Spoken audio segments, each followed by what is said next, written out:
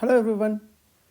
आज हम लोग पैरामेट्रिक फॉर्म का एक बहुत ही इंटरेस्टिंग प्रॉब्लम सॉल्व करने वाले हैं।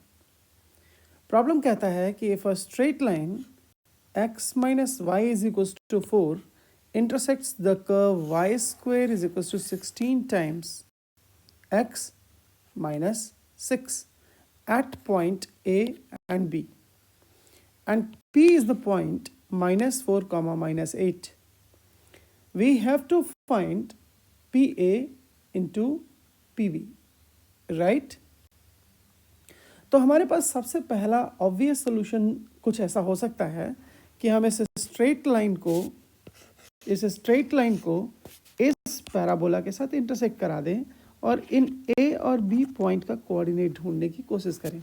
बट द प्रॉब्लम इज़ ये कोऑर्डिनेट ढूंढना और इससे डिस्टेंसेस निकालना एक हरकुलियन जॉब होगा, बहुत ही मुश्किल काम होगा। तो बच्चों, तुम इस वीडियो को पॉज कर सकते हो और अपना सोल्यूशन ढूंढने की कोशिश कर सकते हो। ओके, तो अब तुमने ये ट्राई कर लिया और अब मैं तुमको एक सोल्यूशन बताना चाहता हूँ। चलिए, तो सोल्यूशन डिस्कस करने के लिए मैंने इस line x minus y is equals to 4 का स्लोप ढूंढ लिया। क्या तुम बता सकते हो इस स्ट्रेट लाइन का स्लोप क्या है? इस स्ट्रेट लाइन का स्लोप 1 है। इसका मतलब इस स्ट्रेट लाइन ने एक्स एक्सिस के पॉजिटिव डायरेक्शन के साथ जो एंगल बनाया है वो एंगल π/4 है। अगर ये एंगल 45 डिग्री है और एक पॉइंट P -4 -8 है, तो इस पॉइंट से r यूनिट के डिस्टेंस पे लाई करने वाले किसी पॉइंट का कोऑर्डिनेट होता है x1 plus r cos theta y1 plus r sin theta. और इस पॉइंट का कोऑर्डिनेट निकालने के लिए मैं x1 coordinate -4 plus r coordinate, r is the distance, r cos theta cos π/4 के बराबर हो जाएगा। y1 is -8 and r sin theta sin π/4 हो जाएगा। हम जानते हैं cos π/4 और sin π/4 की वैल्यू 1/√2 होती है।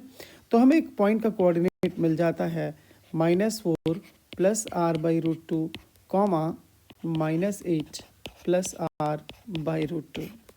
बच्चों ध्यान दो, ये पॉइंट इस P पॉइंट से r यूनिट की दूरी पे लाई करने वाले किसी भी पॉइंट का कोऑर्डिनेट है, and this is technically called the parametric form of straight line, right? अगर आपको parametric form of straight line पहले से नहीं पता है तो मेरे एक और वीडियो में मैंने ये बहुत डिटेल में डिस्क्राइब किया हुआ है। आप पैरामेट्रिक फॉर्म मेरे चैनल पे सर्च कर सकते हैं।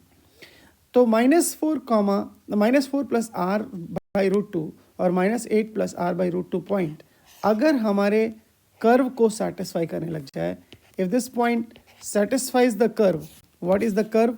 y square is equals to 16 times x minus 8, 16 times x minus 6 को अगर ये सेटिस्फाई करने लग जाए, तो इसका मतलब y कोऑर्डिनेट -8 प्लस r/√2 का whole square is equals to 16 times x coordinate -4 plus r/√2 और -6। इसको अच्छे से सिंप्लीफाई करते हैं तो ये r² 2 हो गया, प्लस -8 का स्क्वायर 64 हो गया, प्लस 2 टाइम्स, सो 2 इंटू -8 -16 हो गया, और /√2 हो गया तो -8√2 हो गया। -8√2 times r is equals to -64 plus 8√2 r -6। इसको और अच्छे से सिंप्लीफाई करें तो ये r² 2 है, और -8 -16 √2r है, और 64 ऐड हो जाएगा और इसमें से 6 और ऐड हो जाएगा, तो 64 होता है 128, और 128 प्लस 6 128 प्लस 6 इक्वल्स टू 0। बच्चों, इस इक्वेशन को और प्रॉपरली सिंप्लीफाई करते हुए मुझे एक इक्वेशन मिलेगा r² minus 16 times 2, 32 root 2r plus 134. This becomes 134 times 2. So 134 times 2 is equals to 0.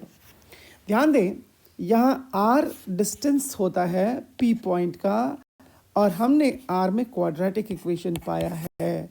इस क्वाड्रेटिक इक्वेशन का मतलब होता है कि ऐसे दो दो डिस्टेंसेस लाई करने वाले हैं. Look at the equation. हमको पहला डिस्टेंस जो है वो r1 और दूसरा डिस्टेंस जो है वो r2 के फॉर्म में मिलेगा, और इस इक्वेशन के रूट वही डिस्टेंसेस r1 और r2 हैं. तो r1 और r2 का प्रोडक्ट एक्चुअली pa और pb का प्रोडक्ट है, और p और pb का प्रोडक्ट r1 r2 का प्रोडक्ट होगा, जो c बाई a होता है. 134 into 2, that's the answer. That is 862. So the answer is 268. तो PA और PB का प्रोडक्ट 268